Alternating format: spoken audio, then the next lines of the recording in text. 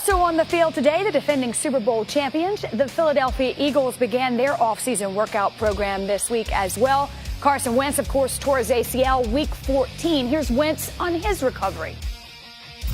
I'm feeling good. I'm feeling good with where I'm at and just trying to stay the course. But like I said in the early or late last season, I mean, it's such a fluid process. It's so hard to put a time frame and a timetable on these things. I wish I knew as well. But things are going well, and I'm happy with where I'm at. And, you know, I've seen you've seen the horror stories of people coming back too soon and those things. So I can assure you that I'll be smart about it.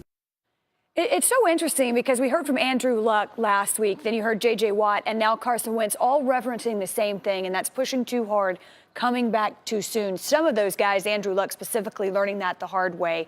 How wise is Carson Wentz to take his time? Oh, it's a must. I mean, the last thing you want to do is get yourself in a situation where you're going to miss more time. It's devastating when you lose your quarterback in a game action, but if he set himself back by the way that he's pushing for recovery and doing all those things, and the reality is we're a long way from games being played and a really long way from where they really matter. So as you're looking at this whole thing, you're not gaining anything to try to push your knee or push something that could set you back right now at this time of year. It does not benefit the team. Just doesn't make any sense. You know how they say Super Bowl is a national holiday? Like, yay. So I feel like today is the opposite. What's it like? Yay. I feel like today is the opposite of that. Today is tax deadline day. And no one's tax like, day. yay, taxes. It is. We start at 1:30. I filed mine at 1:25. You know, that sounds about right? No, what sounds right is tomorrow, but I actually. How much time do we have? What is the deadline? Today, I don't know, midnight? You're asking. It's too late. Yeah, it's too late. It's going. So here's a little tax-themed segment, if you will. Yay, taxes. All right, so we'll start with this. Which player owes his team a refund for the 2017 season? We'll give this one to you. How about the wide receivers, the first-round wide receivers? We had 3 of them drafted in the top 9 last year, including John Ross, who we didn't expect to go that early, and he winds up going number 9 overall. And you look at the numbers of catches, I think it was 46 catches between all of them. And no, Corey Davis, we should say, he came on strong late and had the most catches of all of them. I believe it was 34, somewhere in that range. Mike Williams struggle with injury. John Ross struggled with injury. So especially Williams and Ross would want your money back for that rookie year. Write him a check.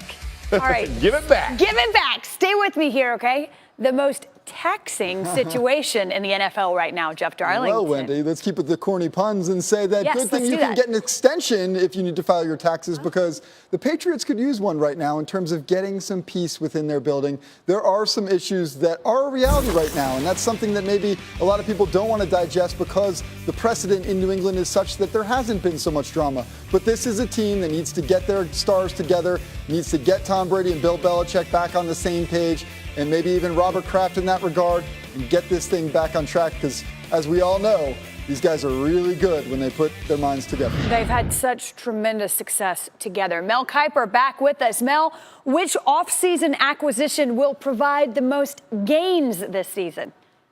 Well, I think Todd touched on the rookies and how they struggle at wide receiver, Wendy, in NFL, and that goes back a long, long way. And I think with the Cleveland Browns and John Dorsey, that identify a guy who's a proven entity, and that would be Jarvis Landry coming in, 400 career receptions. You go back to 2012, 2013, even at LSU, when he was working opposite Odell Beckham, he outproduced Beckham in terms of receptions and touchdowns. He will catch the ball, Wendy, something that David Njoku, the tight end, Corey Coleman, and some of the other receivers didn't do with the Cleveland Browns, with Tyrod Taylor coming over and the rookie quarterback coming in via the first pick overall. I think Jarvis Landry is going to teach those guys what it is to be professional, catch the ball, and be consistent week in and week out. Jarvis Landry was here earlier with us. He did not disagree, I must say.